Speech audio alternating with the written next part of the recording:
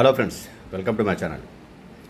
H1B వీసాదారుల వార్షిక రుసుము $1,00,000 విధిస్తూ అమెరికా అధ్యక్షుడు కార్యనిర్వాహక ఉత్తర్వుపై సంతకం చేసిన విషయం మనకు తెలిసిందే. ఈ నేపథ్యంలో టెక్ కంపెనీలు అలర్ట్ అయ్యాయి.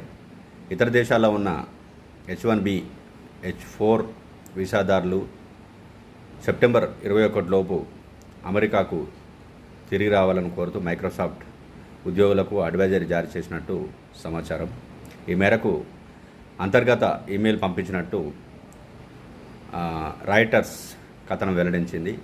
అయితే అమెరికాలోనే విధులు నిర్వహిస్తున్న ఉద్యోగుల నుంచి భవిష్యత్తు కోసం అక్కడే పనిని కొనసాగించాలని సంస్థ సూచించినట్లు తెలుస్తోంది. అయితే దీనిపై మైక్రోసాఫ్ట్ అధికారికంగా స్పందించాల్సి ఉంది. ట్రంప్ తీసుకున్న నిర్ణయం నేపథ్యంలో ఐటీ రంగంపై ఎలాంటి ప్రభావం పడుతుందన్న ఆందోళన నేపథ్యంలో మైక్రోసాఫ్ట్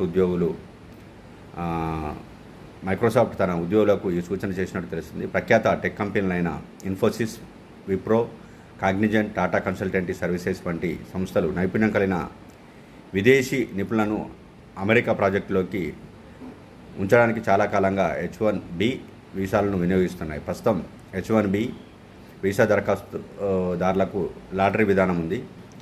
మొదట లాటరీ దరఖాస్తులకు సాధారణ ఛార్జీలు కట్టాల్సి ఉంది. లాటరీతో ఎంపికైతే అదనపు ఛార్జీలు చెల్లించాల్సింది. చాలా సందర్భాల్లో కంపెనీలే వీసా ఛార్జీలను భరిస్తాయి. తాజాగా తీసుకున్న నిర్ణయం కంపెనీలకు పెద్ద భారంగా మారనున్నది. ఇకపై అమెరికా వేదికగా పనిచేస్తున్న కంపెనీలు నిపుణులు నియమించుకునేందుకు జారీ చేసే ఒక్కో వీసాపై సంవత్సరానికి $1,00,000 చెల్లించాల్సి వస్తుంది.